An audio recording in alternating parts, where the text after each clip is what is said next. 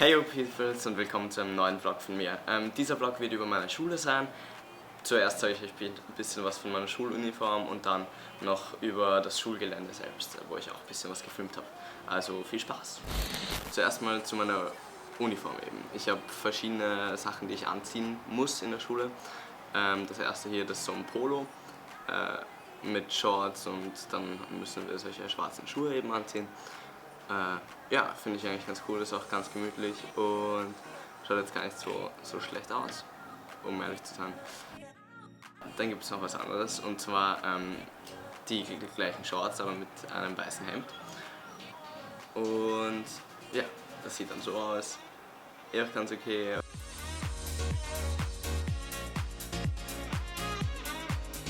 Auf den ganzen Oberteilen ist eigentlich das Logo drauf, obwohl man es nicht drauf haben müsste. Also ich könnte auch ein normales weißes Hemd anziehen, das habe ich aber leider erst zu spät gewusst.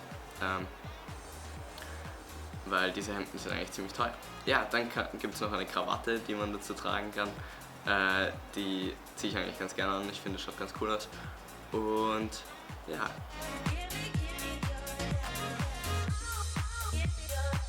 Die Krawatte passt natürlich perfekt dazu, hat das gleiche Blau und das gleiche Schwarz und so.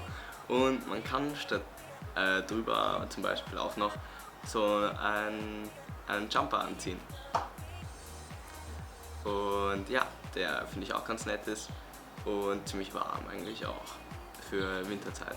Außerdem, wenn es kühler wird, gibt es dann noch eine lange Hose, die ich eben jetzt anhabe.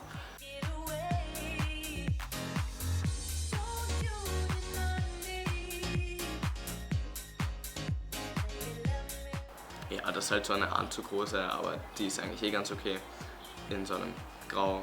Das sind übrigens die Schuhe, genau. Ich habe halt meine Tanzschuhe angezogen, weil ich keine anderen schwarzen Schuhe habe. Aber ich finde, alles in allem ist es eigentlich keine schlechte Uniform und passt ganz gut zusammen. Und ich muss ganz ehrlich sagen, dieses Uniformtragen hat eigentlich auch Vorteile. Also man muss sich nicht überlegen, was man in der Früh anzieht und das spart mir schon um einiges an Zeit in der Früh. Also das ist schon nicht nur schlecht. Ich kenne ja viele Leute, die auf Andi High School auch früher waren. Und ich denke mir, vielleicht ist es ganz cool für die ein paar Veränderungen zu sehen oder was auch immer. Und deswegen, ja, gibt es auch jetzt diese kleine Tour. Da beginnen wir mal. Das ist so der Vordereingang und mit einem großen Oval auf der anderen Seite. Das ist halt einfach so eine Wiese für verschiedenste Veranstaltungen oder Sportveranstaltungen. Und ja, drinnen ist ein großer Schulhof mit Bänken und so und verschiedenen Bereichen.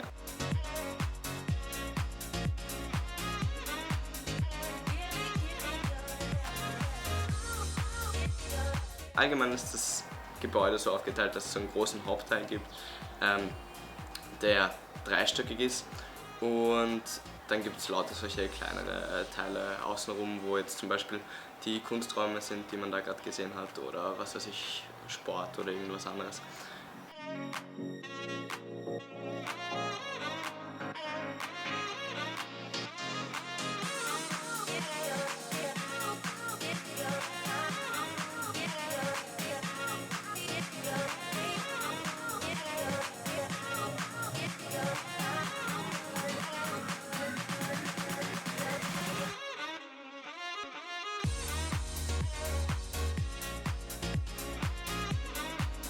Und wir gehen natürlich auch mal hinein. Von innen ist es eigentlich kein schlechtes Gebäude, das Hauptgebäude ist ziemlich mit vielen Fenstern, viel Licht und so. Und ich finde es eigentlich nicht schlecht.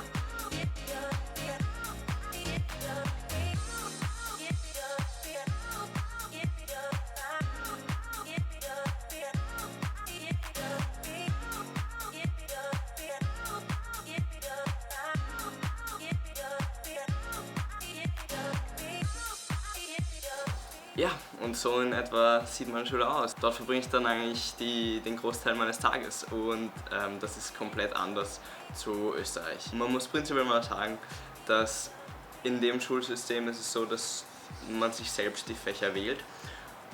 Was bedeutet, dass es keine fixen Klassen gibt prinzipiell. Also ich musste mir 6 Fächer auswählen, wovon 2 Englisch und Mathe schon vorgegeben waren und dann hatte ich noch 4, die ich mir selber aussuchen konnte. Man ist in den Fächern immer mit den Leuten zusammen, die die Fächer natürlich auch genommen haben.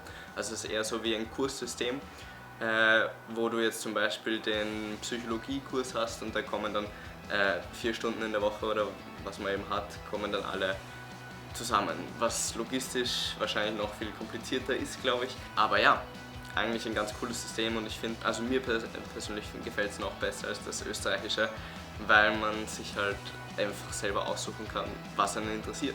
Das hat zur Folge, dass in den Klassen selbst gibt es eigentlich fast niemanden, den das Thema, also gibt es niemanden, der jetzt irgendwie besonders störend ist oder so, weil ihn das Thema einfach nicht interessiert, weil es wählt sich keiner ein Fach, was er dann 5 Stunden die Woche hat, was er nicht leibend findet. Und deswegen ist das eigentlich ganz cool. Also das finde ich ist der größte Vorteil im Gegensatz zum österreichischen System. Ich habe die Fächer Psychologie, Food and Hospitality, Outdoor Education und Visual Arts. Ich denke mal, viele von euch können sich nicht besonders viel unter den Fächern vorstellen. Psychologie ist Psychologie, das ist es nicht viel anders als bei uns. Obwohl wir da einen sehr, sehr coolen Lehrer haben, der das Ganze einfach echt cool präsentiert und noch lustiger macht, der ist ein bisschen verrückt. Aber ja, also Psychologie ist fast mein Lieblingsfach wegen diesem Lehrer, würde ich sagen. Dann habe ich noch, ja, Englisch und Mathe habe ich eben auch, aber Englisch ist um einiges schwerer als bei uns. Wir müssen halt viele Aufsätze schreiben und so und das sind dann nicht halt 300, 400 Wörter, sondern 800 Wörter. Aber das ist eigentlich ganz gut, weil dadurch lerne ich es halt gescheit.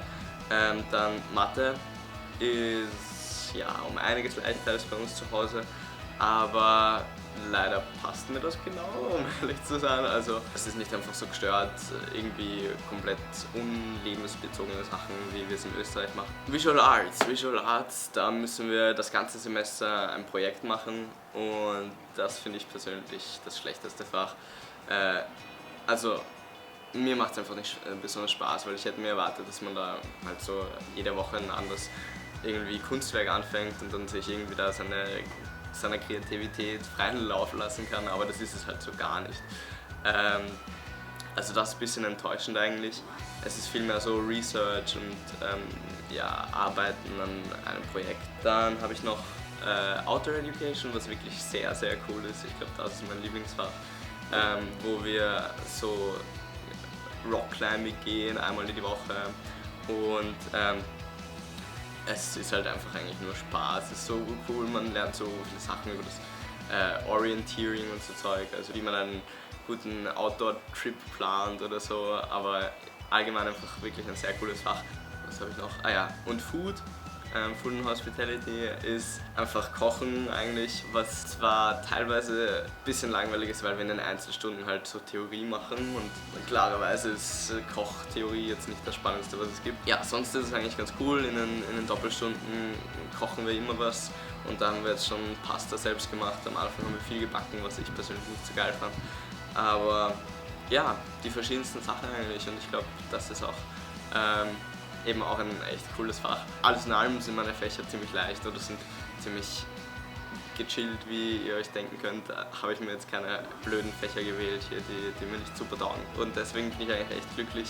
Es ist ziemlich angenehm in der Schule. Ja, und ich glaube, das ist dann auch das Wichtigste von der Schule. Wenn ihr irgendwelche Fragen habt bezüglich Schule oder so, schreibt in die Kommentare irgendwas, ich beantworte es gern. Aber ich glaube, das war's mal so im Großen und Ganzen. Ich habe jetzt noch ein kleines Extra, und zwar das Yearbook.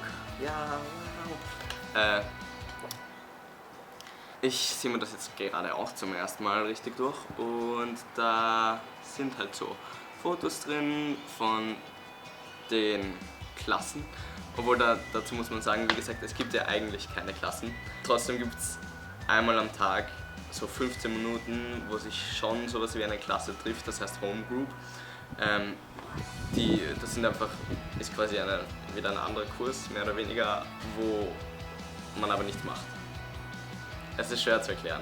Jedenfalls in dieser Homegroup trifft sich halt eine Klasse mehr oder weniger. Und diese Klasse, da wird dann immer so Organisatorisches besprochen, Neuigkeiten von der Schule und so. Von denen werden auch die Schulfotos gemacht, weil irgendwie muss man das ja einteilen können. Und deswegen, ja, schauen wir mal zu den Schulfotos. Also so sind diese Klassenbilder halt aus von den Homegroups. Und, oh, da bin ja ich. Naja, okay, Spaß, just kidding. Ich bin da natürlich nicht drauf, weil das der Jahresbericht von 2015 ist. Aber ja, das hier ist jedenfalls meine Homegroup, wo ich eigentlich auch dabei wäre. Hier, dabei.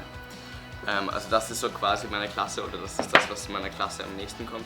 Sonst habe ich da jetzt einfach halt leider keine Bilder drin, logischerweise. Wir kriegen unsere Schulbilder, glaube ich, auch nicht, oder zumindest haben wir sie noch nicht bekommen. Das durchblicke ich irgendwie nicht ganz. Jedenfalls ist es aber ganz cool, um ein bisschen herzuzeigen, wie das so aussieht hier bei uns.